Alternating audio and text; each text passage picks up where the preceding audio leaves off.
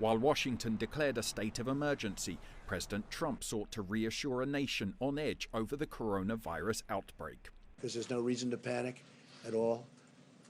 This is something that is being handled professionally.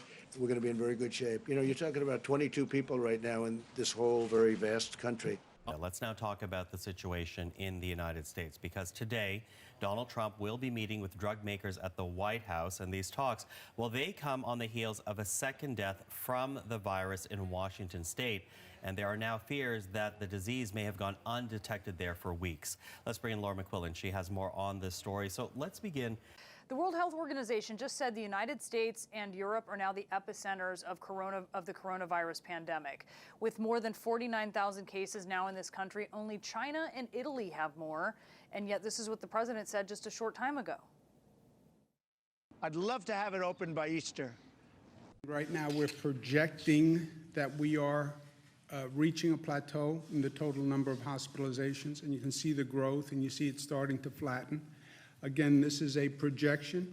It still depends on what we do, and what we do will affect those numbers. The head of the Centers for Disease Control here in the U.S. says he now thinks that the death toll in the U.S. could be far lower than the up to 240,000 predicted just a week or so ago. But for that to happen, over 300 million Americans need to stay indoors for several more weeks. In the U.S., growing fury at the still shut down economy. This demonstration today in Lansing, Michigan, slamming the strict guidelines to stay at home, demanding a return to normal in the face of experts who warn it's still too early for that. We'll also be speaking to America's governors tomorrow, and then we'll be announcing exactly what's happening. You already know we'll be opening up states, some states much sooner than others. And we think some of the states can actually open up before the deadline of May 1st.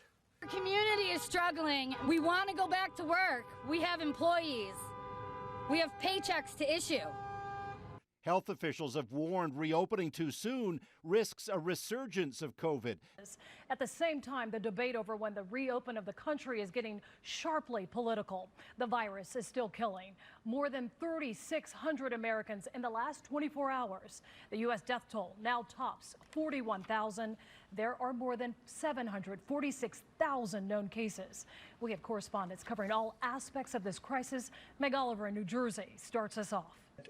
I mean, look, I'm getting along very nicely with the governor of Michigan, but she has things, don't buy paint, don't buy roses, don't buy, I mean, she's got all these crazy things.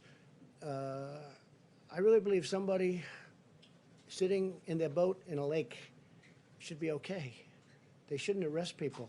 The headline today belonged to the director of the CDC. In an interview with the Washington Post, he warned a possible second wave of coronavirus this coming winter could be deadlier than what we are living through right now. Just under 1,000 new coronavirus cases in a 24-hour span, and along with 113 more lives lost. So that brings the total number of cases across the state to 34,000 and total lives lost to more than 2,800 people. Governor Whitmer is saying that she will likely extend her stay home, stay safe order beyond the expiration of April 30th, even if she begins to ease restrictions to reopen parts of the economy, some businesses. She is cautioning if businesses reopen too fast, it could lead to a second peak, which nobody wants.